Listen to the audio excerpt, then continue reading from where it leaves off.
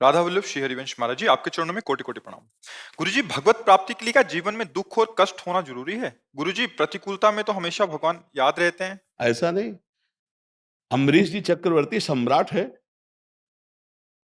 रानियां हैं, वैभव है। ऐसा ऐसा कहा कि केवल वो बेचारा दुख ही दुख भोग रहा है, बड़ा कष्ट पा रहा है, ऐसा ऐसा नहीं। अगर जीवन की धारा में सबके दुख सुख आते हैं, ध्यान रखना, कोई ऐसा नहीं। अरे जब भगवान अवतरित हो रहे हैं तो आप देखो, जिनका नाम लेकर माया मुक्त हो जाते हो, भगवान कहाँ अवतरित हो रहे हैं? कंस के कारागार में कैद, हथकड़ी बेड़ियों से जकड़े हुए और राक्षसी स्वभाव के पहरेदारों से घिरे हुए देवकी वसुदेव जी। और वहां प्रकट कौन हो रहे? जगत को मोक्ष प्रदान करने वाले भगवान। सामर्थ्य अपार, असीम, अनंत, और लीला कि मुझे अभी नंदालय में छोड़ आओ, अभी समय नहीं आया उसका, समय आएगा तब हम उसको देख लेंगे। छुप के रात्रि में 12 बजे के बाद ठाकुर जी को ले जा रहे हैं। सामर्थ्य कितनी भगवान के एक संकल्प मात्र से असुरों का विनाश कर दें। दशरथ जी उनके वियोग में प्राण त्याग रहे हैं और भगवान 14 वर्ष के लिए वनवास। ये दुख सुख की जरा लीलाओं को आप इधर भी तो देखिए। जब भगवान अवतरित हो रहे तो संत गृहस्थ जो भी है, ये दुख सुख से बना हुआ शरीर है, जिसको कहते हैं शुभ अशुभ कर्म, इन दोनों से बना हुआ है। वो समय समय पर आते रहते, कभी दुख आता है, कभी सुख आता है। पर जो भगवान का उपासक होता है वो इस सांसारिक सुख में लिप्त नहीं होता और सांसारिक दुख में कभी दुखी नहीं होता। दोनों में सम रह करके वो आगे बढ़ता है। भगवान ऐसी सामर्थ्य देते हैं। आज अगर सत्संग सुना हो तो ये प्रश्न था कि आखिरकार संतों को दुख क्यों प्राप्त होता है, तो वहां वर्णन हुआ कि भगवान और भक्त दोनों बात प्रेम की और भाव की रक्षा की, उनको शरीर रक्षा और भोगों की रक्षा की बात ना भक्त के हृदय में होती है और ना भगवान के हृदय में होती है।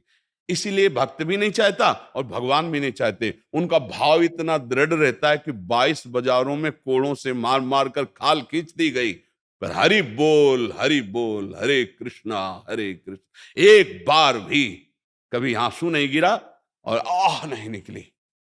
ये क्या है? ऐसी सामर्थ्य किसी मनुष्य में होती है क्या? सच्चिदानंद भगवान बैठे कोड़े खा रहे हैं और दिखा रहे हैं कि मेरे भक्त की सामर्थ्य देखो। फिर बाद में सब चरणों में गिरे, बादशाह तक, ठाकुर हरिदास जी के चरणों में। ये बातें थोड़ा प्राकृतिक बुद्धि से समझ में नहीं आएंगी कि भगवान का नाम जप करें, 22 बाजारों में कूड़ा मारा जा रहा है, कई तरह के ऐसे। ठाकुर हरिदास जी से पूछा तो उन्होंने कहा कि वास्तविक आपको सत्य कहते हैं, इतना भी हमें कष्ट नहीं हुआ। सारे कोड़े भगवान अपने ऊपर ले रहे थे। ये आप कैसे जान पाओगे?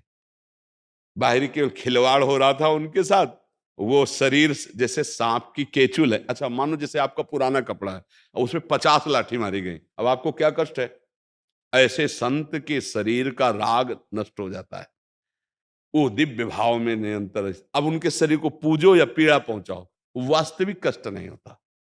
अज्ञान के कारण इस शरीर को कष्ट होता है। जैसे आप थोड़ा समझिए कि जब आप सैया पे सोए होते हैं तो आपका एक स्थूल शरीर पड़ा होता है और उसको कोई कष्ट नहीं होता, लेकिन स्वप्न में यदि पिटाई हो रही है तो सैया के पड़े हुए शरीर से निकल पड़ती है, आ बचाओ।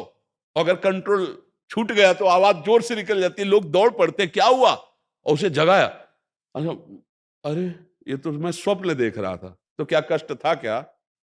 लेकिन कष्ट था, तभी तो चीखा था ना। तो अज्ञान के कारण जगा तो कष्ट हटा। ऐसे ही ज्ञान में जब जग जाता है तो कष्ट नहीं रहता। और अनंत जन्मों से हमसे अपराध हुए, उन अपराधों का भोग भी हो गया और भगवान ने हमारे भाव पुष्ट कर दिए, भगवत प्राप्ति हो गई। ऐसा नहीं कि बराबर दुखी मिलता रहता हो। अगर कोड़े लगे तो बादशाह आकर ताज उतार के चरणों में रखता है, विनय करता है, पूरी छूट देता है। आज के बाद आपको कभी कोई नहीं रोकेगा, खूब भगवान नाम कीर्तन करो। और आज भी हम उनका यश गा रहे हैं, ठाकुर हरिदास जी का यश गा रहे हैं। तो वो ऐसा जैसे कि भक्त को केवल दुख ही मिलता है, ऐसा तो नहीं है। ऐसा न देखा जाए कि संतों को या भक्तों को केवल दुख ही दुख मिलता है। हम तुम्हें क्या बताएं? जैसे हम आनंद की बात बताना चाहते हैं कि हमें कितना आनंद है, तो उस माँ के जिसके अकेले लड़के का ब्याह हो रहा है और वो फूली फूली घूम रही है, ऐसे अनंत गुना बढ़कर प्यार रहता है, मेरे प्रिया, मेरे लाल, मेरे प्रभु। क्योंकि अनंत जन्मों से बिछड़ा हुआ भगवान का अंश जब अपने अंशी के समीप तो कृतकृत्य हो जाता है, आनंद मगन। ये केवल बातों से नहीं होता, ये अंदर की बात से होता है। तो ये कोई आरोप न लगाए कि भगवान अपने जनों को दुख देते हैं। ये जरूर है कि दुख और सुख जिससे मिलते हैं वो दो कर्म होते हैं, पुण्य और पाप। उससे सबका शरीर बना रहता है। तो कभी पापी पुरुष को भी बहुत अच्छा अवसर आता है और कभी दुख आता है, कभी किसी महात्मा को बुरा अवसर आता है, कभी सुख आता है। ये क्रम चलता रहता है, लेकिन स्थिति दोनों में अंतर होगी। वो प्रकृति के भोक्ता भाव में होगा, वो परमात्मा के आनंद में मगन होगा। ये अंतर कोई नहीं देख पाता। बाहरी दृश्य तो देख पाता है कि वो संत दुखी है, कैंसर हो गया है, उनको ये हो गया है। तो क्या गृहस्थों को नहीं होता क्या? तो अब हमें है तो इसलिए हजारों जान रहे हैं कि इनके है, लेकिन ऐसे बेचारे हैं जिनको तुम जानते ही नहीं हो और हजारों के ही रोग होगा। तो कहा जाता है कि महात्मा को दुख क्यों मिला? हमें दुख नहीं है, पक्का समझो तुम्हें, पक्का 100% हमें कोई रोग नहीं, कोई दुख नहीं है।